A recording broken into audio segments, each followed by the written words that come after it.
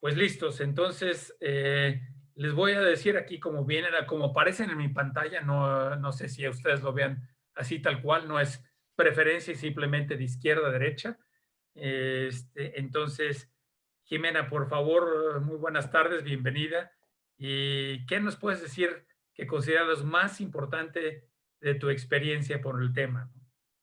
Bueno, buenas tardes o buenas noches, porque creo que están en otro tiempo, por otro lado. Sí, yo soy Jimena Grajales. Creo que la experiencia más bonita es ser profesora, simplemente eso.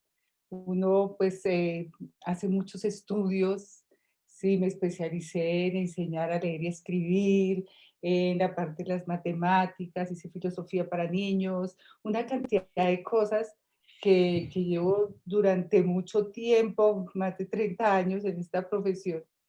Pero precisamente hoy le comentaba a mi hija que más que todos esos títulos, lo que más me gusta a mí es que me digan profe, porque es que al nivel mío, mis chiquitas le dicen a uno así, profe o Jimmy. Esa es la forma en que ellas me hablan. eh, y creo que puedo decirles que es lo que más me ha costado trabajo en estos momentos, en este encierro, es precisamente sus abrazos, sus, yo te llevo la maleta, yo te ayudo con esto, te ayudo con lo otro. Creo que en este momento eso es lo que más extraño. Me siento triste, hay momentos en que de verdad yo las veo a ellas por las pantallas y de verdad las siento muy lejana. Y es que cuando uno trabaja con los más chiquitos, ellos son muy cariñosos.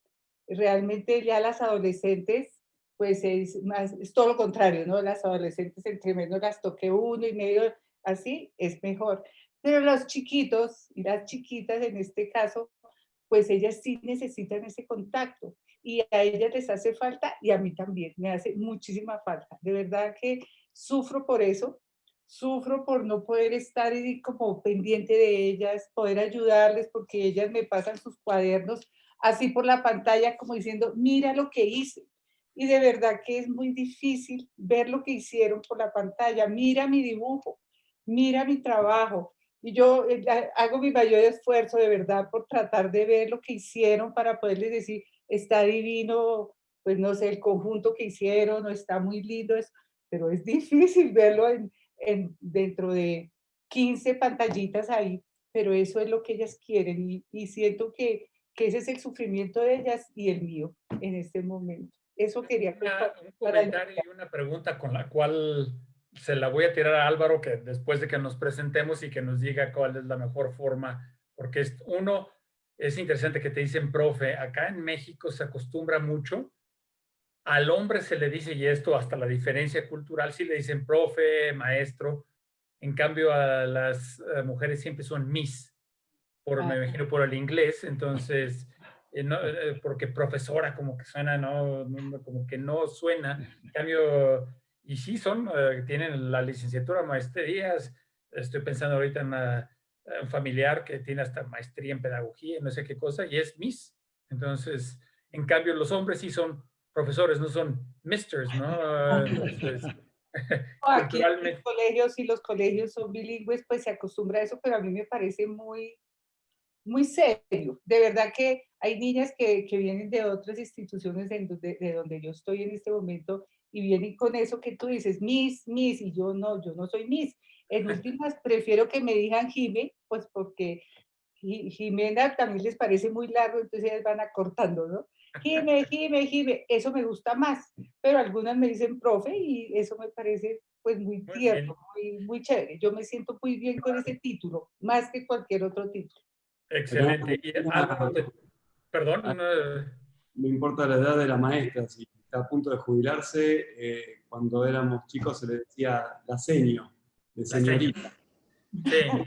Y era Ahora mejor porque no no, sabía si era señora, señorita, entonces mejor seño, con eso se quedaba, ¿no?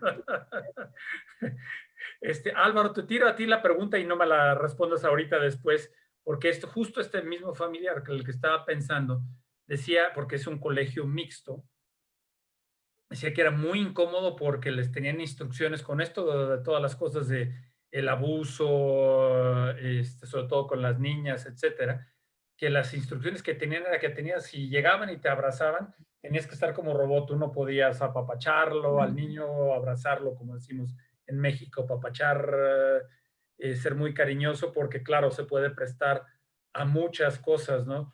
Y cómo manejarlo en este tiempo, sobre todo, bueno, estamos hablando más en el contexto que los niños están más en casa, pero precisamente para otras personas que también son profesores, cómo poder manejarlo. Te lo dejo ahí para que lo vayas pensando, Álvaro. Claro que sí. Piedad, bueno, de izquierda a derecha, entonces sin ninguna preferencia. La misma pregunta, buenas tardes. Sí, bueno, más que nada que tú nos digas en 1 o 2 minutos cuál es lo más, o qué es lo más importante de tu experiencia, por lo cual Laura te involucró en esto y te puso aquí en este hoyo. Yo soy profesora, llevo 40 años en esta profesión, soy profesora de matemáticas y mi experiencia es que yo crezco con mis alumnas. Yo manejo el adolescente, yo siempre he estado con las niñas entre 14 y 18 años y yo siento que yo crezco. Todos los años me dejan muchas cosas, en especial sus sentimientos. Manejar el adolescente es diferente a lo que hace Jimena manejando los chiquitos. El adolescente se espera un poquito que sea el adulto el que entre y se acerque a ellos. Con esta materia yo dicto matemáticas, entonces ustedes podrán pensar que para nuestros alumnos a veces esta matemática no es lo que más quieren en la vida, pero yo he tenido experiencias lindas, pues entre ellas, como dice Jimena, para ellas es Jime, yo soy Piedad y en un momento terminé siendo Piedris en alguno de mis estudiantes que no estaba muy de acuerdo.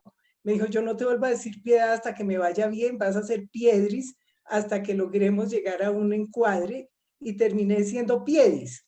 O sea, mis alumnas no me llaman Piedad, sino me dicen Piedis, ¿cómo vamos? Piedis, estamos, Piedis, no sé qué cosa. Eso para mí ha sido especial. Yo en este momento no cambiaría mi profesión por nada del mundo. Y piedra, porque era una piedra en el camino, entonces. Muy bien, pues muchas gracias. Matemáticas, sí. Bueno, he de decir que las matemáticas además son un dolor de cabeza para la mayor parte de los seres humanos, ¿no? Ahorita en este momento estoy tomando unas materias de la maestría, en concreto la parte de, de contabilidad y válgame, es cuando dices, ahora sí aprecio lo que hacen los contadores. Antes yo pensaba que nada más mueven el lápiz y me hacían el dolor de cabeza. Ahora veo por qué cobran lo que cobran, ¿no? Así es que, pero muy bien, muchas gracias. Álvaro, ahora tú estás de izquierda a derecha. Bueno, me interesé por este tema de la psiquiatría infantil porque de adulto joven, cuando terminaba medicina, también me gustaba mucho la poesía. En el Guantanamera de José Martí, ahí habla, con los pobres de la tierra, mi suerte quiero echar. Y no hay nadie más pobre que un niño sufriendo, porque no tiene las suficientes herramientas para poder resolver el conflicto. Lo que tú decías, una niña o un niño que lo abrace muy efusivamente o muy cariñosamente un profesor, él no tiene ni la suficiente juicio crítico para saber si están abusando, ni la suficiente autoridad para trancar al profesor. Entonces simplemente le toca aguantar. Claro que también pues se llegan a otros extremos, ¿no? Que el niño puede hacer todo y el profesor si lo regaña ya lo está maltratando. Entonces lo que hay que buscar pues es un equilibrio en todo esto. Sabes que cuando estaban mis hijos todavía en primaria y uno de ellos, estábamos viviendo en Buenos Aires en aquel entonces, y uno de ellos llegó quejándose del profesor, ya no me acuerdo qué era, entonces le dije, pues más vale que le hagas caso, porque si repruebas o sales mal, vas a ver el problema que vas a tener en casa. Se acabó el problema con los profesores, ¿no? Porque sí, hoy en día llegan y los papás están peor de adaptados que los mismos hijos, ¿no? Muchos de ellos el psiquiatra lo necesitan los papás, no el niño, ¿no? Sí, ¿Cierto? casi siempre es así. Exactamente. Bueno, pues vamos ahora ya a la extrema derecha con María José y con Daniel, por favor. Bueno, ¿qué decir? Si algo yo rescato, muchas veces mis amigas me dicen, ¿cómo haces para hacer tantas cosas? Y según ellas las hago bastante bien. Eso es un tema de ellas porque me quieren. María José, bueno, le vamos a preguntar a alguien que está a tu izquierda, entonces, a ver si es cierto. Totalmente. Jamás diría lo contrario. Exactamente. No, pero aparte lo digo en serio. Realmente lo digo en serio. Sí, sí, ya te estaba metiendo en problemas, Esta perdón. cuarentena lo ha demostrado. Esta cuarentena lo ha demostrado, después seguramente habrá alguna oportunidad de decir los motivos, pero no hay Claro, duda. no, adelante, adelante. Perdón, María José, te interrumpí, dime. No, está bien, está bien. Y no era por echarme cosas lindas, al contrario, era porque muchas veces las preguntas de los demás son ¿cómo podés abarcar tantos ítems tan distintos? Muchas mujeres nos pasa lo mismo, no soy la única. El rol de mamá, el rol de esposa, el rol de médica, el rol asistencial, médica como cirujana, médica asistiendo pacientes, médica como investigadora, el rol de ama de casa, y en la pandemia también, en la cuarentena, el rol de maestra, que me ha venido bastante bien, porque ha templado mi espíritu de cabeza a los pies. Con 4 hijos que transitan diferentes edades y atendiendo a las diferentes necesidades de ellos. Por supuesto, lo hablo en nombre mío y lo hablo en nombre de Daniel, porque realmente somos muy compañeros. Pero con hijos que van desde 15 años hasta 8, hay que saberse amoldar. Y en realidad mi pequeño granito para decir hoy es que yo creo, bueno, la primera cosa es organizarse, pero lo segundo, creo que es lo más importante de todo, es hacer con amor, y no es una frase hecha. Cuando uno ama lo que hace, uno pone alegría, y si pones alegría podés hacer todo. Yo realmente voy contenta a trabajar, y realmente me quedo contenta cuando me toca quedarme en casa, nos hemos turnado para cuidar a nuestros hijos, disfruto cuando los llevamos a las actividades que ahora se pueden hacer, las actividades deportivas, cuando tenemos que hacer tal o cual tarea, disfrutamos de decorar una parte de la casa o el jardín o lo que fuere. Y yo creo que tiene que ver, para no extenderme, tiene que ver con amar lo que uno hace, sea el rol que fuere. No hay roles mayores y roles menores. Como decía Jimena, me gustó mucho, no hay ni maestras de alto grado ni bajo grado, todo es lindo, siempre es lindo enseñar. Los chiquititos, es verdad, mis chicos chiquitos les muestran los dibujos a través de la computadora a las seños, o la seño dice lápiz en mano, levantan todo y muestran, y es muy lindo. Pero también subo a la planta alta y me fijo mi hijo mayor, que tiene otra manera de comunicarse con sus docentes, y lo hace de distintas formas, pero con el mismo amor y el respeto. Y otro tema también que es muy importante, que lo vemos que como padres, a veces un hecho vale más que 1000 palabras. Uno puede decir lo que quiera, pero si no lo refrenda, no lo ratifica con lo que hace y con el ejemplo que le da a sus hijos, no vale de nada. Yo me di cuenta que lo que le hemos enseñado a ellos les surge sin haberlo dicho. Creo que también es un peso importante, ¿no? Somos un ejemplo permanente, para bien y para mal, nos guste o no. Y ellos nos miran todo el tiempo. Creo que es muy importante para los padres saber que pueden decir lo que quieran, pero lo que vale es lo que hacen y lo que muestran frente a sus hijos y frente a la sociedad. Perfecto, muy bien. Totalmente de acuerdo. Daniel, pues ahora tú preséntate, y ya sé de dónde, obviamente el nombre me era familiar por conexión al AXA. Ya como también estoy en eso, me cayó la moneda y Laura es la culpable, así es que el mundo es muy chiquito.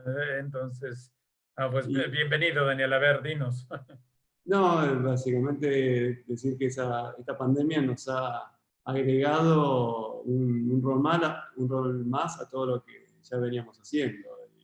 Y es el de estar más en casa, estar encima de los chicos en la enseñanza también. Nosotros por la cuarentena, cuando están restringidos de cierta forma los turnos, entonces el día que no va María José al instituto, me quedo yo.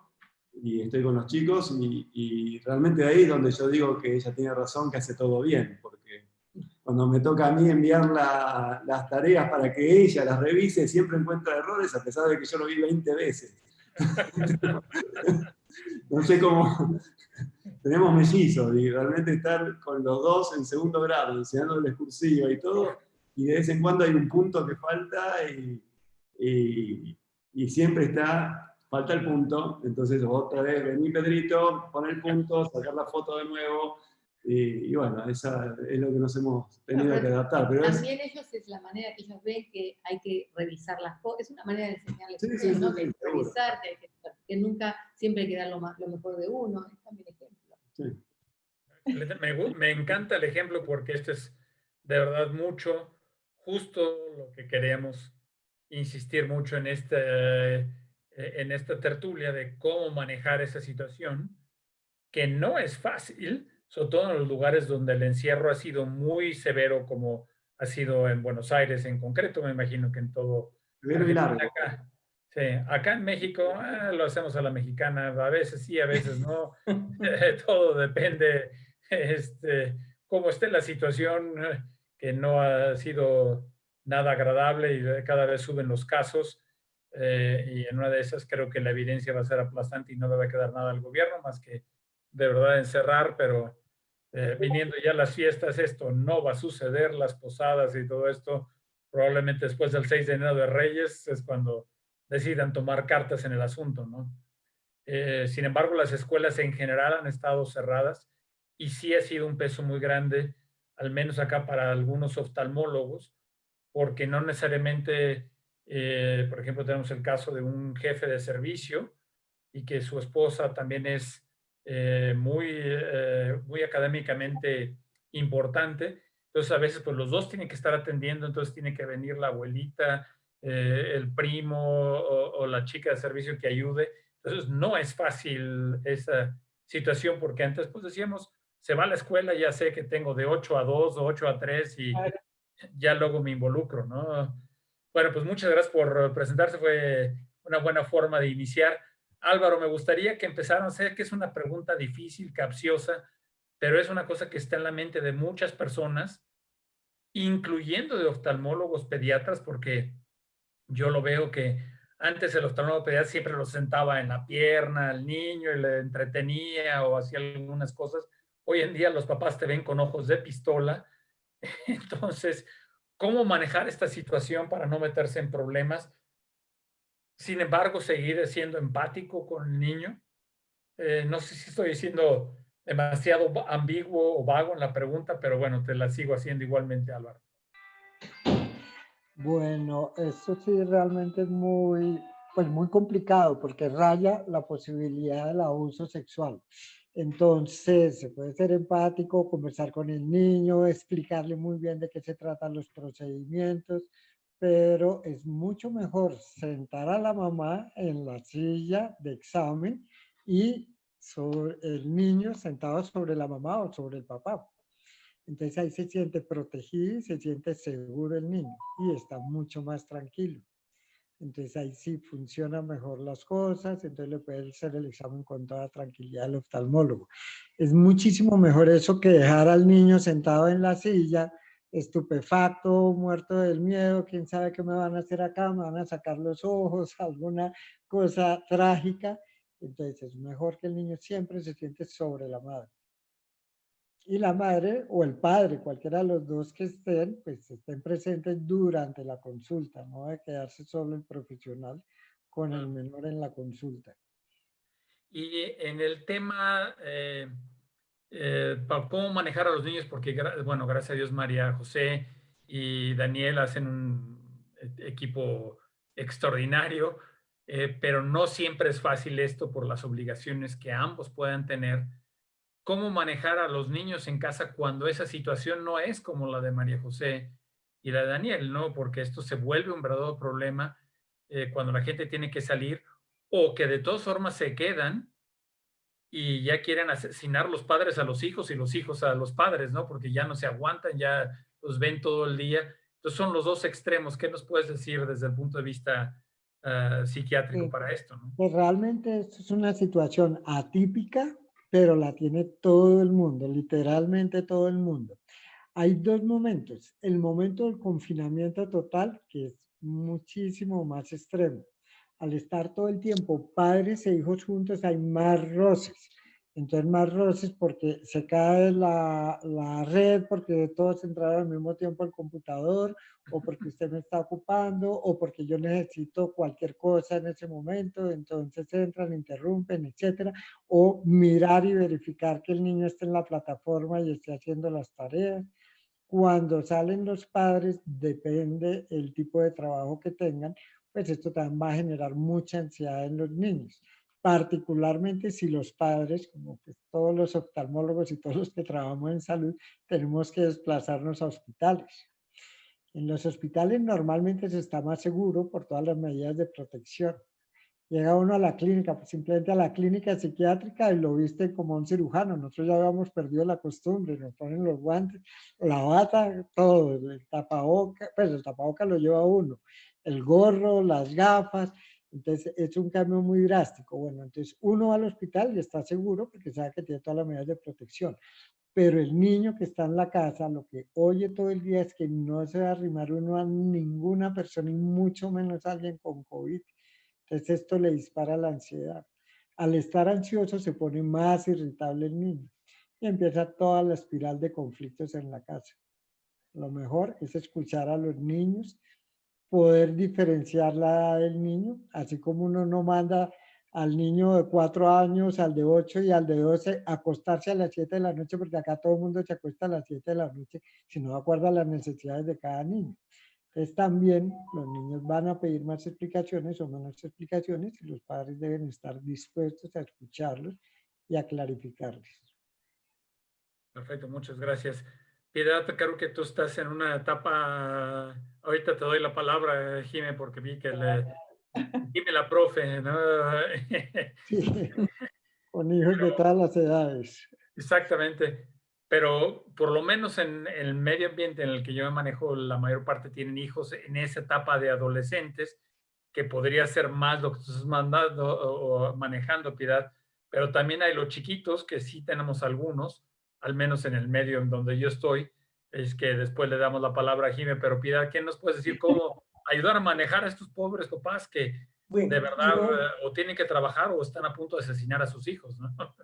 Así ¿cómo es. fue mi experiencia? O sea, yo siento que eh, nos encerramos y los papás inician como emocionados en entrar a las clases con sus hijos. A mí me pasó, yo veía que primero uno siempre ha estado en el salón de clase con los niños y puede hablar con los niños y las niñas y el chiste y lo que sea, pero empezó este confinamiento y los papás están en casa, entonces se sintieron involucrados y se metían a las clases.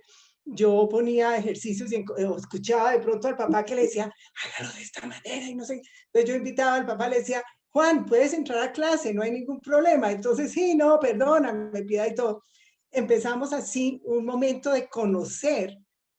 Imagínate que acá, yo siento que a cada uno nos interesaba un poquito conocer cómo eran nuestros hijos en clase y cómo serían los profesores o los profesores de la clase. Entonces los papás y las mamás se ponían ahí detrás a escuchar un poquito las clases hasta que el adolescente se cansó. Yo creo que hubo un momento en que ya pasado unos días, mis alumnas empezaban a decir, yo no quiero que entre mi papá, yo qué hago para que mi papá se quede afuera y no quiero que escuche. No se sentían tan libres en actuar y empezaron unos conflictos en que cómo hacemos, mejor yo me quedo callada, mejor como que no, mejor como que sí actúo, hasta que aprendimos un poquito a vivir, tanto ellos aceptar a sus papás ahí, los papás empiezan y se retiran, y hay el que se queda solo, hay el papá y los papás que siguen ahí metidos. Yo siento que eso ha sido la vivencia y la experiencia. Hemos aprendido a aceptarnos unos a otros, hemos aprendido a conocernos muchos más y al adolescente en su medida como actúa, como reacciona.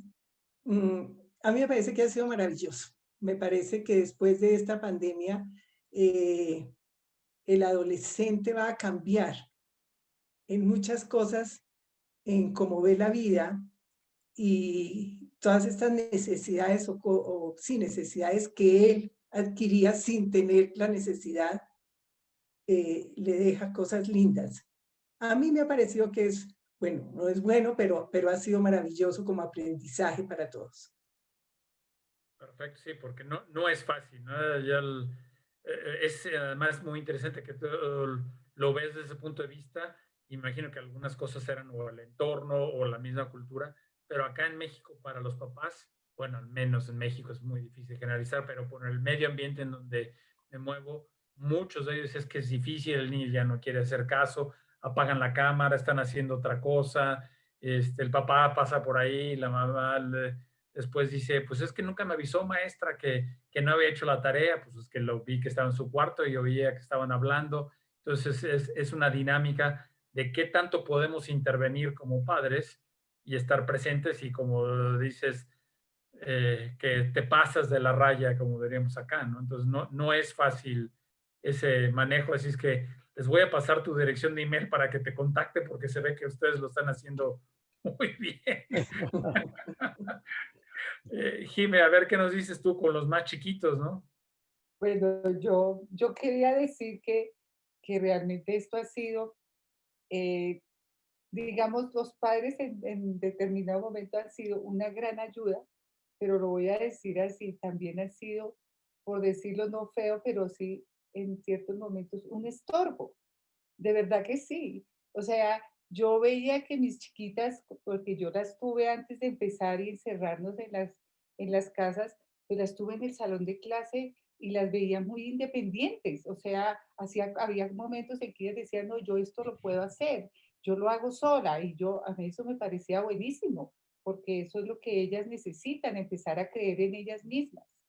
En el momento de encerrarnos, sobre todo con las más chiquitas, en segundo de primaria, pues las mamás pensaron que lo que tenían que hacer ahora era casi que hacerles los trabajos para que ellas se sintieran bien. Y entonces empezamos, yo tuve un problema, fue que empezaban las niñas y terminaban los trabajos muy rápido y me los entregaban y me los entregaban y al otro día me entregaban más y más y más y yo, no, pues que he hecho las super niñas tengo en segundo de primaria y yo seguía con mis temas y seguía trabajando y un día de pronto todas las mamás que queremos hablar contigo, Jimena, y yo, Virgen Santa, ¿qué habrá pasado, no? Entonces nos reunimos todas aquí en cámara y me dicen, no, es que tú vas muy rápido, estás haciendo cosas muy rápido y las chiquitas están todas atafagadas y yo les dije, pero es que ustedes me llevan al ritmo de ustedes, les dije yo, ustedes hacen todo muy rápido y empiezan todas las mamás como a hacer, ¡oh! Como sí, como diciendo, Bru, y yo dije, no sé, entonces es que no son las chiquitas las que están haciendo los trabajos, sino son ustedes, entonces los papás empiezan a aceptar que eran ellos los que por la tarde se sentaban y venga, haga esto rápido, entonces pues yo les dije, pues qué pena con ustedes, pero como yo pensé que ellas estaban súper guau, entonces yo seguí con mis temas rapidísimo porque no quería que ellas se aburrieran en mis clases. Entonces todos empezaron a aceptar que no, que eso no era verdad, que ellos estaban involucrándose mucho en los trabajos de las chiquitas, en las tareas, en las clases, estaban todos detrás de la puerta diciéndoles qué tenían que hacer y todas me los confesaron en ese momento, nos reímos mucho, nos burlamos de nosotros mismos, yo les decía, pues sí, no sabía que esto está pasando allá, pero fíjense que pues hablando nos pudimos entender y entonces se calmó todo, las niñas dejaron de angustiarse, los papás también y yo pues totalmente me relajé, yo les decía a ellos, yo no tengo ningún afán y menos por este medio, no hay ningún afán. Entonces los papás en cierto momento empezaron a involucrarse tanto en las cosas y más con las chiquitas para que ella les fuera bien. Y yo decía, no, de eso no se trata, o sea, aquí no se trata si van a pasar el año, no van a pasar, eso es lo de menos. Tenemos es que tranquilizarnos, pero fue una experiencia pues chévere. Por eso digo que ya cuando los papás empezaron a entender que no se trataba de que ellos tenían que estar dándoles la clase por detrás, pues las cosas cambiaron, también han cambiado muchísimo. Lo que fue el inicio, que fue bastante complicado para todos, ya terminamos el año y yo vi que ya los papás estaban más tranquilos, las niñas más independientes de todos los cursos. Entonces, pues creo que sí, como dice Piedad, pues son experiencias que nos han enseñado muchísimas cosas a todos. Lo que pasa es que esto también frena la parte significativa del aprendizaje si uno se pone a hacerle las cosas. Por eso, en nuestro caso, el mayor que está en secundaria, él se maneja solo. Uno ni lo puede saludar a la mañana cuando se va porque dice estoy en clase y listo. Pero los chiquitos, que están en segundo grado, si se olvidan un punto, les hacemos poner el punto, no se lo ponemos. Es más fácil para nosotros ponerle el punto y se acabó. Pero para ellos es más importante mecanizar y saber que si no pusieron el punto, van a tener que volver a poner el punto.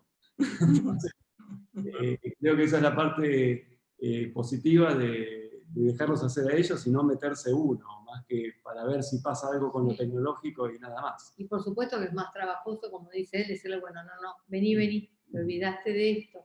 O, por ejemplo, hay padres que como es más fácil que se manejen con el computador, yo lo digo más en neutro, los hacen escribir en computador porque es más ágil. Nosotros nos tomamos el trabajo de decirles, no, en segundo grado, un niño teóricamente tiene que salir sabiendo una letra cursiva bastante buena o de buena a muy buena. Y por supuesto para nosotros era 7 veces más trabajo y ellos, no mamá, porque tal y tal y tal lo hacen todo en computadora, no puede ser, no puede ser. No, bueno, lo hacen así. Y ahora que la seño, la maestra le dice, bueno, hay que hacerlo todo en cursiva. Ellos dicen, a nosotros ya nos sale bien. Y los demás están, no puede ser, no puede ser. Pero bueno, hubo que pasar por la paciencia me acuerdo a comienzos de año que había que hacer como un resumen del cuento de Caperucita Roja en cursiva. Y han estado 3 horas hasta que les... Eran como 5 imágenes y era el resumen y ellos tenían que ver la imagen y escribir lo que pasaba en esa imagen. Y estuvieron como 5 horas para hacerlo en cursiva. Pero bueno, pero sí, no, fue así. Y bueno, no se tiene que armar de paciencia, pero sale. Si uno se pone a hacer las cosas y los chicos no aprenden. Mira, menos Si nuestros maestros nos hubieran hecho la FACO por nosotros, no estaríamos haciendo FACO. Sí, mira, menos mal que no soy yo el que les tiene que enseñar, porque yo sí tengo letra de médico desde segundo de primaria, ¿no? Yo ya sabía lo que iba a hacer, entonces ni cursiva ni de molde, es terrible. Hay veces que no puedo leer ni mi propio garabato, que digo, ¿qué escribí aquí? ¿No? No, pero es importante, además, que lo que tratamos, y creo que a nosotros nos sirvió mucho, es mantener un orden como si estuvieran en la escuela. No Sí. tanto, por supuesto, con las diferencias del caso, ¿no? Pero, ok, uno se levanta y después de desayunar está tal clase. Y después de tal y tal clase está la tarea que mamá baja y le imprime. Y después hacemos un break y después volvemos a hacer tal tarea y tal tarea. Después, o sea, esta rutina que para los chicos le da mucha seguridad, Álvaro lo puede decir mucho mejor que nosotros, ¿no? Pero que sigan sosteniendo y agarrándose a una rutina para darles la seguridad, para tener un área de contención y saber que la escuela está en casa, pero sigue la escuela. En un momento yo les decía, bueno, en este momento no soy tu mamá, soy tu maestra. Bueno, pero te pareces a mi mamá porque mi maestra... Los chiquititos, por supuesto, ¿no? Laura se ríe porque conoce el paño y sabe cómo es Pedrito y cómo es Monse. Pero al margen, esta rutina también la instauramos en el que está en 7º grado, que es absolutamente autónomo, tiene 13 años, es buen alumno, se maneja solo, y él necesitaba la rutina, se agarró de su rutina, es muy organizado, pero en casa, si bien no lo ayudábamos en nada porque ya está en 7º grado, pero tenía el respaldo nuestro de saber que tenía un contexto de orden, de predictibilidad, que él tenía su espacio, en fin, cosas que le dan seguridad a ellos y que tratábamos de recrear la escuela. Momentos de silencio, cada uno en su espacio, sabiendo que se les respetaba el espacio, mucho más si tenían un examen, sabiendo si habían estudiado, preguntando, tratando de reproducir la escuela. Cosa que, bueno, nos llenó de aprendizaje en todo sentido. Creo que eso que dijiste es extraordinariamente importante, la rutina, porque sí, tiene que acostumbrarse a una nueva rutina, pero tiene que haber una rutina. Álvaro, ¿qué nos puedes decir a ese respecto? Porque me imagino que tendrás mucho que decir en ese tema, ¿no? Sí, bueno, realmente se perdieron todas las rutinas que se traían desde generaciones anteriores. Entonces, ahí sí también depende de la edad de cada niño. En los niños pequeños al colegio, pues en jardín infantil, fundamentalmente se va a aprender es a desarrollar habilidades sociales. Y una habilidad se desarrolla es haciéndola. Uno no puede aprender a montar en bicicleta leyendo un manual cómo se monta en bicicleta. Le toca subirse a la bicicleta y caerse. Entonces, igual, el desarrollo de las habilidades sociales en el jardín infantil es fundamental el contacto con los otros niños y, por supuesto, con los maestros y maestras o jardineros, se le dicen acá en Colombia. En cambio, ya en el otro extremo, los adolescentes tardíos, los que están terminando bachillerato, ellos dicen, esto ha sido la peor tragedia del mundo, estoy perdiendo mi juventud. Mis hermanos mayores o incluso mis papás, no había viernes o jueves, viernes y sábado en que no salieran a estar con los amigos, en fiestas, en reuniones, recreándose y ellos completamente encerrados. Y eso es una cosa curiosa que he observado en los adolescentes, cómo es la recreación ahora en estos momentos de pandemia. Si son niños, es decir, hombres, básicamente es videojuegos en línea y tienen amigos de cualquier parte del mundo y pues qué otra cosa pueden hacer si les toca estar encerrados. Y las niñas fundamentalmente es ver series y comentar las series. Entonces chatean, hablan por teléfono, etcétera. Pero es muy particular porque es muy diferente el niño a la niña. Y también hay otra diferencia especial, es en las plataformas. Los niños que no les permitían poner atención porque los otros molestaban mucho, se concentran más en la plataforma y les rinde más. Y los niños que, pues, que tienen otras, es decir, otros intereses, normalmente dejan abierto, que ya comentaban ustedes en los colegios, abajo alguna página para entrar si la clase está muy aburridora. Entonces entran a cualquier otra página, mientras tanto ponen ahí la foto, por eso es importantísimo que en las clases o en las conferencias, incluso en los seminarios, nosotros con los residentes, cada uno deje la ventana abierta. Es mala educación con quien está hablando si cierran la ventana, porque ¿qué se supone? Que se para y se va. Entonces esto sucede con los niños, se ponen a jugar cuando la clase es muy aburridora, entonces sí se necesita la creatividad de los docentes. Ahí Piedad y Jimena nos pueden contar cómo despertar ese interés y esa motivación a través de la plataforma. Y de una vez otro paréntesis, eso es otra gran pérdida. La plataforma no es suficiente en la parte educativa es muy compleja, es mucho más importante lo que se conoce en conductismo como el modelaje, es decir, aprender de las actitudes de los profesores, cómo hablan los profesores, los gestos que hacen, cómo hablan entre ellos, cómo se relacionan con los diferentes niños. Entonces el niño toma un modelo a seguir, que es el profesor o la profesora, pero de carne y hueso. Acá es más parecido al que se enamora de la protagonista de una novela, porque es más de pantalla, etcétera. Es mucho mejor enamorarse de la profesora de carne y hueso Sí. que a través de una pantalla. Eso que dijiste ahora es muy importante. Bueno, rescato dos cosas. Uno es la socialización, pero primero vayamos, porque creo que tenías mucha razón de cómo como docente hacer lo que esté interesante. Y uno como padre, si ve que el maestro o que el hijo está aburridísimo, aunque conozco algunos residentes que igual también tienen el enlace cuando la clase está muy aburrida y ven alguna otra cosa, Candy Crush o alguna cosa así. Pero poniendo eso a un lado, cómo hacerlo atractivo para que es cierto que los alumnos estén enganchados y sé que es muy diferente lo que lo va a enganchar un niño o niña muy pequeña a un adolescente, pero empecemos ahora de izquierda a derecha nuevamente. Jime, ¿qué nos puedes decir al respecto? Bueno, yo, digamos, en mi práctica docente he trabajado mucho los proyectos. Yo en este momento también estoy dictando la matemática de primaria en el colegio donde trabajo.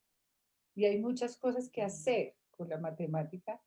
Entonces, ¿qué hice para llamar la atención? Yo tenía que utilizar pues lo que había allá adentro en las casas, porque no había de otra forma.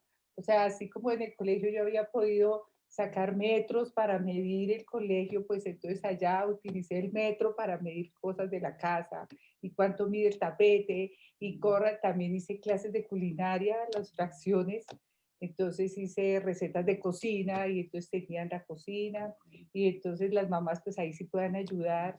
O sea, traté de involucrar las matemáticas, meterlas en la casa porque no había de otra. No, pues lógicamente tenía que utilizar también textos, pues porque los textos estaban comprados, los tenían ahí, entonces pues tratamos de trabajar los textos, pero sí hice muchas cosas con los proyectos. Eh, no sé, finalmente, como estamos ahorita en el cuento de los emprendimientos y qué vamos a vender y todo el mundo quiere vender algo para conseguir dinero, entonces también les propuse a mis alumnas pues que inventaran emprendimientos y me mandaran videos de cómo sería la publicidad y no sé, hice de ese tipo de cosas porque yo he trabajado por proyectos toda mi vida, pues es que en preescolar y en primaria se trabaja mucho de esa manera y me encanta ese trabajo. Entonces, pues logré involucrar esa parte. Sí hay plataformas que también utilicé, no los niego, videos, mostraba muchos videos porque no es tan fácil explicar por este medio las cosas para que ellos las cojan y las miren. Entonces me tocaba con muchos videos, pero creo que no me fue tan mal. O sea que creo que mis alumnas aprendieron muchas cosas y gracias a Dios pues hay mamás muy contentas que me lo han dicho. Ya hasta me llegó el primer regalo, entonces eso es buena señal. La Navidad llegó antes. Sí, ya me llegó el O primer sea, regalo, entonces yo dije, bueno, no me fue tan mal. las mamás aprendieron harto, Jimena, por lo menos. Pues seguramente, pero yo creo que la parte culinaria, no, ellas me enseñaron más a mí, pero fue muy divertido. Yo traté de meterme mucho en las casas de ellas porque era lo que ellos tenían en el momento. Era Claro. muy difícil de otra manera. Además, muchas de estas experiencias creo que son buenas porque ustedes en Colombia creo que tenían el ciclo escolar ahora en noviembre, diciembre, ¿no? El colegio de nosotros, Sí. y aquí hay colegios de los dos De calendarios, los dos, sí. aquí hay Pero acá, el de nosotros termina ahorita. sí, en Buenos Aires, bueno, terminan pues ya casi, ¿no? Entonces es el verano largo de Buenos Aires que mis hijos extrañaban cuando tenían esos grandes veranos largos, ¿no? Eh, pero para los que estamos en el hemisferio norte, todavía les faltan 6 o 7 meses a los papás, ¿no? Entonces, algunos otra vez ya necesitan este tipo de buenos tips y de cómo poder sugerirles o hablar con los mismos maestros o coordinadores, ¿no? Porque hay cosas que creo para algunos lo que me dicen es que ya se les está acabando la creatividad, ¿no? Pero bueno, viene diciembre que ya podrán descansar un poco, pero Piedad, ¿qué nos puedes decir tú desde el punto de vista de los adolescentes, no? Bueno, hay dos cosas. Primero, yo no soy tan creativa. Yo soy matemática, soy no tan creativa, pero yo siento que a mis alumnas les gusta mi clase. Mis alumnos siempre, pues finalizando los años, han demostrado que les gusta mi clase y creo que con una cosa que María José dijo y es, yo vivo las matemáticas. O sea, yo soy feliz cuando entro a clase. Yo les digo, les traje el mejor tema del mundo, hoy vamos a comenzar. Realmente ustedes no se imaginan lo maravilloso que es esto. Para mí la matemática siempre ha sido un juego. Yo se los explico y les digo, haga de cuenta que usted no va a saber jugar fútbol. Usted entiende el fútbol, todos entendemos fútbol, pero póngase usted a jugar realmente y usted no va a poder terminar siendo un buen jugador si usted no practica. Entonces vamos a iniciar pensando en esto y yo vivo las matemáticas con ellas. Entonces, eso al adolescente como que le cala un poquito de ver esta señora como que tan seria, porque ellas dicen que no, entonces me convierto en seria, como que tan seria, y se muere de la emoción y se ríe en una clase de matemáticas y les digo, ustedes no se imaginan este problema que vamos a empezar a resolver ahorita en las finanzas, donde realmente uno sí puede montar una fábrica, ellas se quedan mirando como diciendo, está un poco chiflando, pero dejémosla que termine de hablar y dicen al final, tenías razón, Piedad. Finalizando los años me dicen, tú tenías razón. Entonces yo lograba enganchar niños y adolescentes con las matemáticas que que terminan la vida de colegio. Laura tiene una niña que conoce, que hablábamos hace un momento, que fui su profesora particular, donde ella siempre me dijo, yo no puedo, Piedad, necesito tu apoyo, y se convirtió y llega a la universidad y se convierte en monitora de las clases de matemáticas, y me escribe y me dice, mira lo que estoy haciendo. Entonces yo he tenido esas experiencias y creo que, como dice María José, es la alegría de lo que uno hace, es mostrando eso. Ahora, el otro punto importante que mencionabas y que tocó también un poco Jimena, era la socialización, porque eso es parte del ir a la escuela, obviamente, el que puedas jugar fútbol con alguien, enojarte y agarrarte de buen pleito a golpes, que también es parte de el crecer o el saber resolverlo de otra forma. Esa identidad también de amigos y de poder ir a la fiesta, que pues todo este tipo de cosas acabó, que sí, ok, se conectan y ven el videojuego, pero no es lo mismo de que hola, ¿cómo estás? Y darle un puñetazo a tu amigo y que él te lo regresa, Sí. etcétera. Y nótese que estoy pensando totalmente como hombre, ¿no? En esta situación, porque era lo que yo hacía con mis amigos y la verdad es que no puedo imaginar cómo hubiera sobrevivido yo de joven o de adolescente, porque hacíamos cada salvajada que no, a veces me pregunto cómo sobrevivimos, pero era parte del convivir, el socializar, ¿no?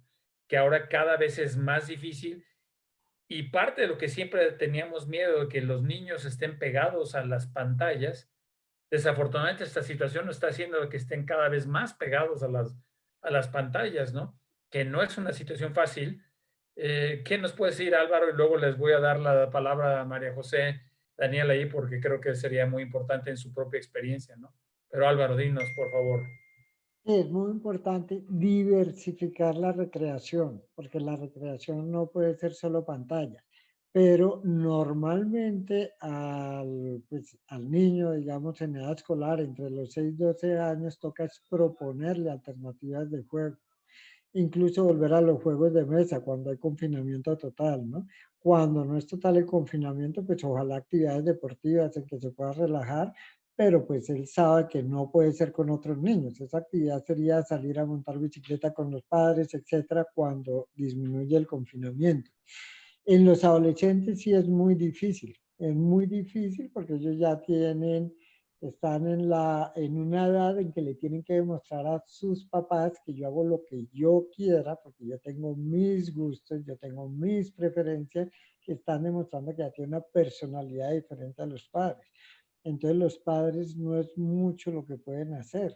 Es más, el niño o el adolescente hace todo lo opuesto a lo que dicen los padres.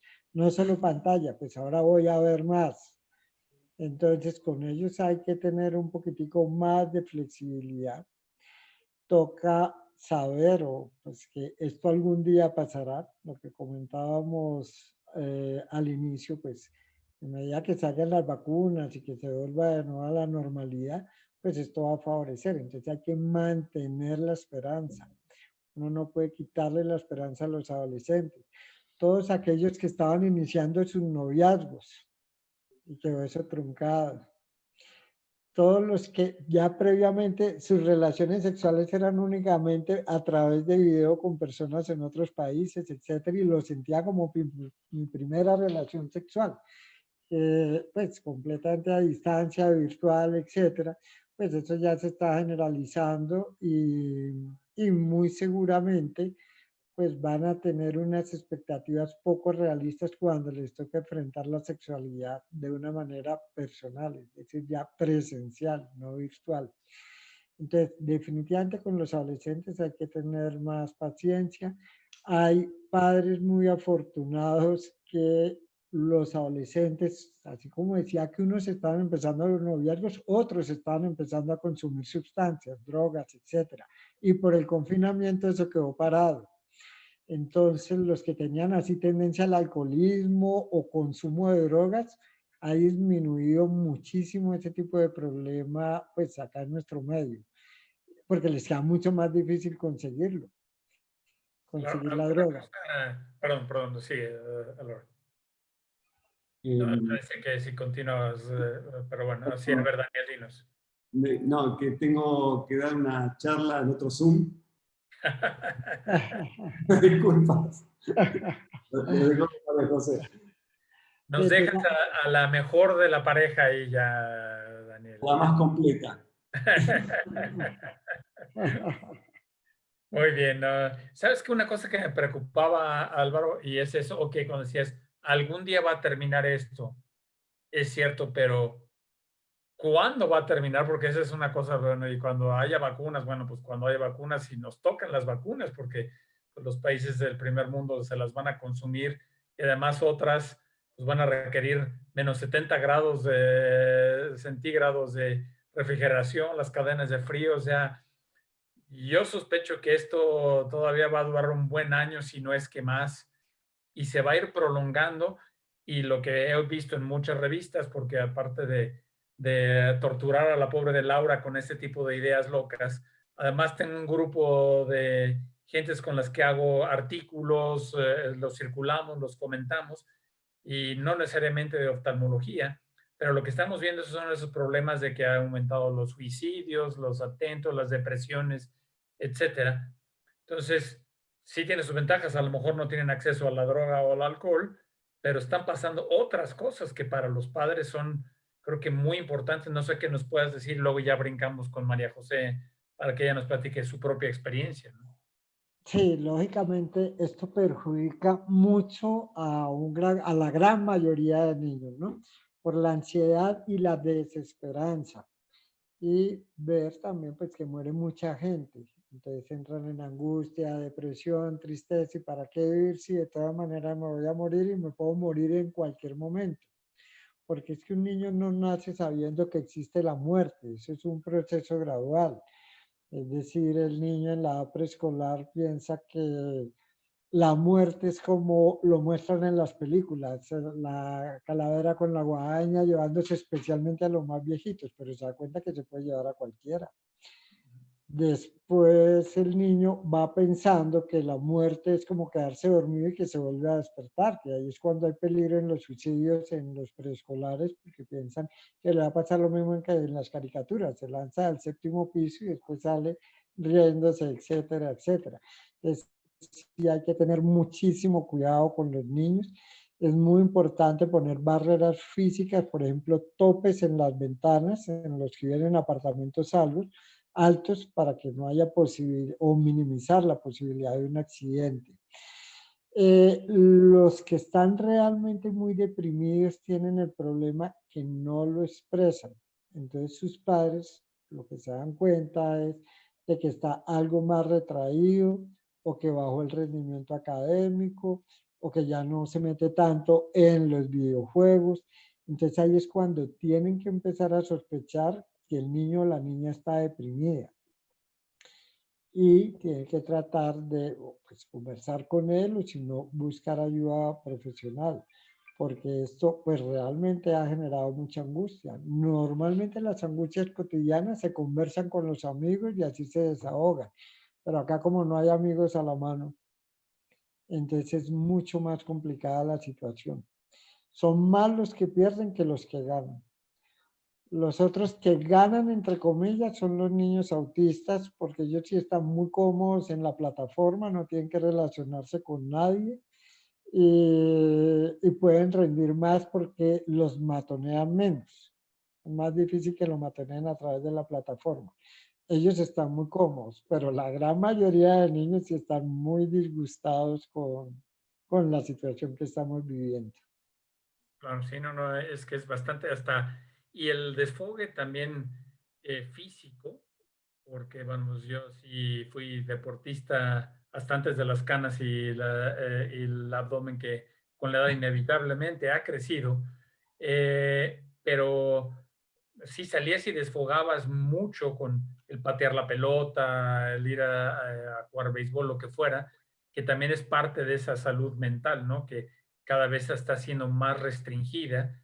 Empieza a haber ciertas libertades, pero luego empiezan a apretar los candados, que no puede salir nuevamente, etcétera. Entonces son ese tipo de cosas, de retos de cómo poder ejercitarse con los hijos o que los hijos se ejerciten y, como decía María José, pues el mejor ejemplo es el que das. Entonces, afortunadamente los míos ya están muy grandes, entonces ya no tengo que dar tanto ejemplo. Aunque sí se fijan, a la distancia, porque ya los tres viven fuera de casa, pero sí se fijan por más que no quieras, ¿no? Pero bueno, María José, dinos qué opinas tú, cómo lo has manejado, porque tienes hijos entre esa adolescencia temprana y los chiquitos, entonces estás pasando por todas las etapas, ¿no? De todo tipo y color. Para resumir, hay dos cosas. Nosotros realmente somos muy amigos de controlar el tiempo de pantalla. Por supuesto que en la cuarentena se hizo más difícil, porque había un tiempo de pantalla de base, que era la conexión a la escuela. Eso lo tomábamos como un tiempo escolar, lamentablemente, que se tenía que articular de esa manera. Pero después, si bien, por ejemplo, el mayor es bastante cinéfilo y conectamos desde ese lado, o los chiquititos les gusta mirar tal o cual película, o al de 13 años le gusta tal o cual serie, que también lo dejábamos, somos bastante pertinaces en que hagan su actividad al aire libre, ahora que lo permiten, entonces hacen 2 o 3 veces por semana su deporte de rutina, ellos nos ven a nosotros que hacemos nuestro deporte, que o vía Zoom, vía Skype o presencialmente no lo hemos dejado, eso es muy importante también. Y un tema muy importante que primero que nosotros nos descubrimos viviendo como en sin idealizarlo por supuesto, ¿no?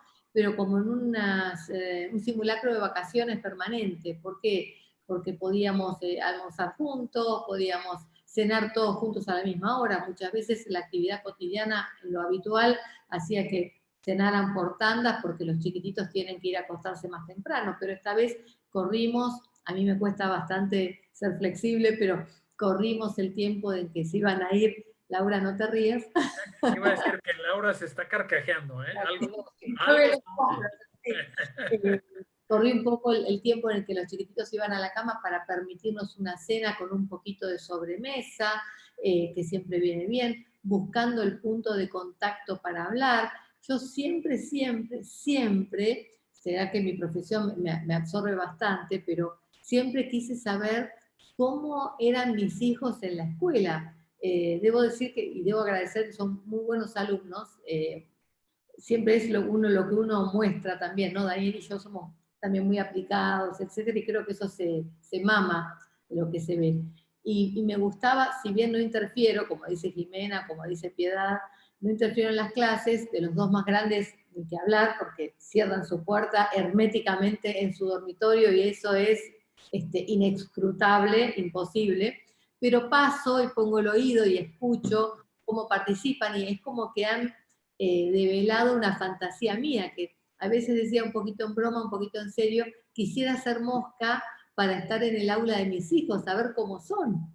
Y de los chiquititos, yo digo que soy una madre helicóptero, ¿no? No interfiero en la clase, no son como tus madres, Jimena, no, porque lo han pedido expresamente, pero, por ejemplo, mientras ellos están en clase, yo paso o estoy con mi computador haciendo mis cosas, contestándole a Laura todas sus exigencias diarias, o lavando un plato, y escucho cómo participan, qué dicen, cómo se expresan. Y algo muy bonito que me pasó este año fue ver cómo ver el bruto proceso, si me permiten el término, el bruto proceso de aprendizaje, ¿no? Porque lamentablemente nosotros caímos en cuarentena desde apenas empezadas 2 semanas en el periodo lectivo, y transitamos todo el año lectivo 2020 de forma virtual. Recién ahora, mi hijo que se egresa del primario, a partir de hace 3 semanas o 4 semanas, ha empezado a ir 1 hora o 2 horas por día, 2 veces por semana. Es simbólicamente para que los egresados tengan una articulación, más que nada un acompañamiento social a su finalización de ciclo, porque desde lo académico ha estado muy bien respaldado acá desde lo virtual, pero desde la sociabilización, siendo egresaditos de primaria, estuvo muy bien que hubiera habido un acompañamiento social, y lo tuvo, y los chiquititos y el mayor en secundaria tuvieron una vez que pudieron ir y articularse presencialmente con sus amigos, lo cual valoro. Pero más que nada eso tiene un valor social, porque el valor académico, afortunadamente, el colegio de nuestros chicos lo ha sabido llevar muy bien. Lo que quiero decir en conclusión es que he visto el proceso exacto de aprendizaje de un niño desde el principio hasta el final. Si bien uno lo ve y lo transita con las tareas, no es lo mismo. Viéndolo en el día a día con la tarea y el acompañamiento que uno como padre le hace, esto de ver el logro es una tarea maravillosa la que hace el maestro. Y no porque ustedes sean docentes, pero yo quiero valorar el rol del docente. Es maravilloso ver cómo un niño realmente es una piedra bruta, con bruta, que se entienda el término, por favor. Y cómo, por ejemplo, mis niños van a un colegio bilingüe, cómo apenas sabían expresar un párrafo o expresar una oración al inicio de clase, y hoy, por ejemplo, han tenido su examen final y solitos han sabido describir un párrafo completo de 10, 12 líneas, haciendo la descripción de un personaje. Eso es maravilloso, es casi mágico. Es la magia del aprendizaje, que de mágico no tiene nada, es el día a día, el esfuerzo del docente. Yo he visto a los docentes de mis chicos mandar correcciones, se les ha triplicado el trabajo claramente, mandar correcciones 10, 11 de la noche, que me llegaban las notificaciones a la computadora y decía, este docente tal o cual está trabajando para mi hijo, son las 11 de la noche, y está trabajando y haciendo las devoluciones de las materias. Es maravilloso. Entonces, todos hemos trabajado muchísimo. En fin, redondeando nuestra actitud, hemos puesto puntos a las pantallas, porque demasiado ha habido en la pantalla obligatoria por el colegio. Nos ha permitido articular, nosotros tenemos muy buena relación familiar, creemos que la tenemos, pero creo que, como decía Daniel, me lo dijo muchas veces en la cuarentena, me dijo, bueno, si esto es una muestra de lo que va a ser nuestro retiro, estoy contento de cómo va a ser nuestro retiro porque lo disfrutamos. Y el ítem que rescato es que, hablando un poco de lo que decía Álvaro, si hay pelea, yo estaba como atenta, siempre mirando si alguno se deprimía o no, o si estaba ansioso, por lo menos desde lo macro que uno puede ver como mamá, ¿no? Uno no puede estar atento a todo el tiempo ni pensar que uno sabe todo. Pero yo los escucho reír todos los días. Y eso es como mi timbre, mi ringtone. Yo escucho carcajadas y sé que está todo bien. Puede estar un poco mejor, un poco peor. Lo bueno es que como hermanos a veces se pueden pelear o a veces no, se ayudan. Pero la carcajada es mi tranquilidad de que todo está bastante bien.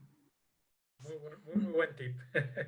Bueno, pues les agradezco a todos porque ya estamos así como sobre el límite, pero no quisiera dejar de darle la palabra 1 o 2 minutos para alguna conclusión final que quieran, porque este tema da, pero para muy buen rato. Y de verdad en el 2021 creo que va a valer la pena que volvamos a hacer una cosa similar, porque vamos a ver cómo nos fue en vacaciones a los que están en el hemisferio sur, etcétera, que va a ser interesante también cómo vivir ese encierro.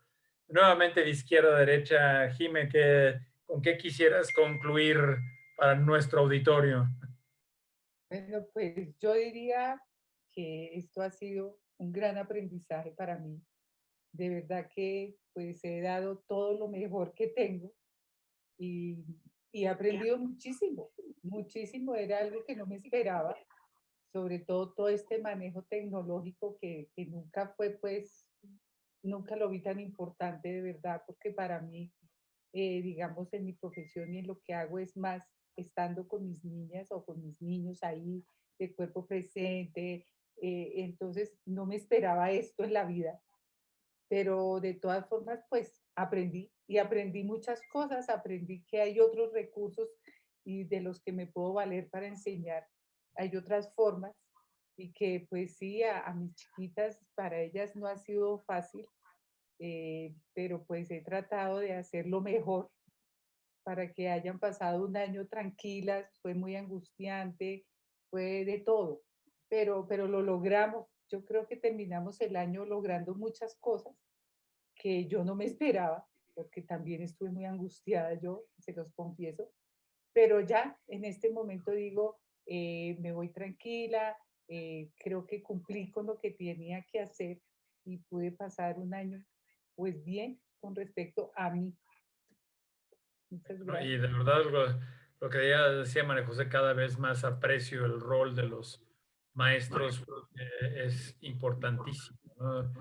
Bueno, pues ahora sí, Piedad, o ¿cómo decías que te decían? ¿Pietra? ¿O cómo te decían? Bien, Pedris, sí. Que ahora ya eres Pedris porque has llegado al otro lado, ya te Ya. facilitaste. ¿Con qué quisieras terminar para nuestro auditorio? Yo siento que mis adolescentes, sigo pensando en ellos, han sido los más afectados. Para ellos abrir la cámara, yo podía dictar una clase con 2 ventanas, 20 alumnas, 2 ventanas, y yo lo aceptaba. Para ellas no es fácil, no es fácil estar en cámara, está la niña tímida, está la que habla, está la que sí quiere hablar y está la que no quiere presentarse. Y yo en eso dejaba que lo hicieran un poquito a lo que quisiera. Yo les decía, no me interesa tanto que aprendan matemáticas, el solo aprender la honestidad, el respeto, la responsabilidad, adquirir confianza en este momento, siento que se ganó mucho en estos aspectos. Yo, pues no es que me guste esto, nunca quise tenerlo, pero siento que ha sido una gran enseñanza para la humanidad y que cuando acabe vamos a tener mejores personas con un aprendizaje diferente, pero con unos valores más fortalecidos. Perfecto, pues muchísimas gracias. Bueno, Álvaro, estás tú el siguiente en línea. Bueno, para la conclusión me inspiró la doctora María José. Los padres son muy creativos, les nacen cosas para hacer, para entretener a los niños, para supervisarlos. Es decir, no hay que tener tanto temor porque esto surge espontáneamente. La mayor parte de los padres hacen bien su papel. Perfecto, creo que eso es una muy buena tip para los padres, porque a veces creo que siempre estamos medio flagelándonos nosotros mismos, sabiendo si lo hicimos bien o no, o cuestionándonos, ¿no? María José, para cerrar tu último comentario. Yo creo, coincido con todos ustedes, no voy a agregar más, simplemente decir que creo que de esta situación que aún no ha terminado, salimos seguramente fortalecidos y que pobre o necio de aquel que no se dé cuenta qué es lo que viene esto a dejarnos y qué podemos aprender de esta situación. Particularmente yo aprendí a ser más flexible, a no tenerle tanto temor a la palabra imprevisto, a saber adaptarme. Yo que soy muy estructurada y muy organizada, puso al máximo de mi nivel la capacidad de organización, pero es bueno saber replantearnos si estamos bien, los valores, si los tenemos bien puestos. Fue momento de saber cuán fuertes o fortalecidos podemos salir y momentos, como dijo Piedad también, de afianzar valores. Yo pude ver que había podido transmitir con mi marido bien los valores de vida que queríamos darle a nuestros hijos, que estaban fuertes, que no se pusieron mal, que supieron enfrentar, que se supieron adaptar.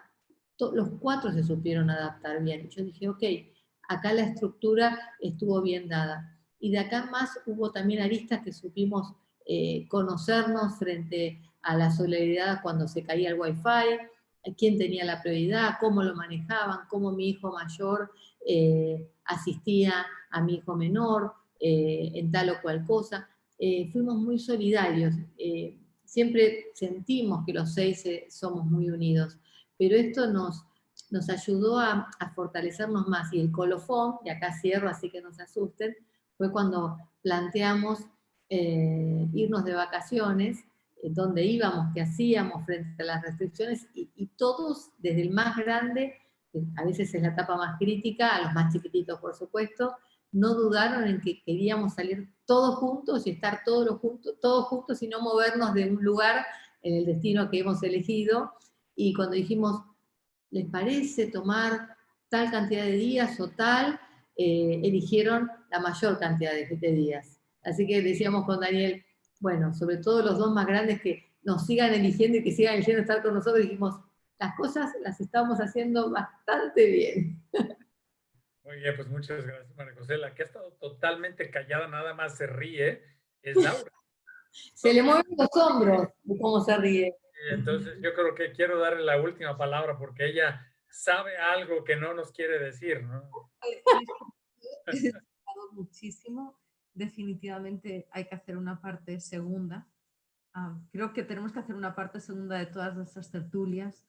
Yo la llamé esta tertulia El Reino del Revés, porque es un poema de María Elena Walsh que siempre me ponían en casa y que siempre me fascinó por alguna razón, y creo que estamos en un mundo en que pareciera que todo está al revés, que, como decía Álvaro, los valores que durante generaciones, los comportamientos, todo lo que entendíamos por docencia, por comportamientos sociales, ha sido de una manera global completamente impactada, ¿no? Y a un costo alto de sufrimiento, de muertes, de enfermedad, de ansiedad, pero también creo que la única manera de encarar el futuro es con la esperanza y ver las lecciones aprendidas y la resiliencia que creo que todos vamos a poder salir como personas más resilientes, que los niños, si igual no han tenido, Álvaro, esa socialización y esas cosas tan importantes, van a tener, esperemos, otras enseñanzas y que puedan salir de esta situación como seres mucho más fuertes, ¿no? Entonces, nada, quería acabar simplemente agradeciendo y con esperanza de que... Y una cosa muy importante, que creo que algo bueno de esto es la nueva valoración del rol de los maestros. Igual que los actores o los deportistas, que yo creo que los héroes deben ser los médicos y los maestros, que son los que nos han mostrado el camino, ¿no? Arriesgando sus vidas, siguiendo los maestros, mostrando el camino y mostrando la esperanza, que creo que es lo más importante. Y ya no más. Y no nos dijiste lo que sabías y por qué te reías tanto. Eso queda No, es que he disfrutado porque los conozco a todos ustedes y me parece muy bonita la idea de haberlos reunido. Y no, me encanta. Y muchas gracias a todos. La verdad ha sido, como siempre, es un verdadero placer estar en estas cosas y pues que el tiempo se nos va y a veces quisiéramos que se prolongara, pero también es porque queremos mantener capturados a la audiencia posteriormente. Y ya Laura luego les mandará el enlace editado para que hagan sugerencias o correcciones o lo que sea, y siéntese con la libertad de hacerlo. Fácil para mí decirlo porque yo no soy el editor, pero bueno, le pongo el problema a Laura y a su equipo. Es que se los agradezco mucho y sé que pues probablemente no nos veremos o no estemos en comunicación. Les deseo muy felices Navidades a todos y lo mejor para el año 2021. Que este 2020 ya se vaya muy rápido porque ha sido un año complejo, pero como dicen, saldremos mejor y adelante después de todo eso.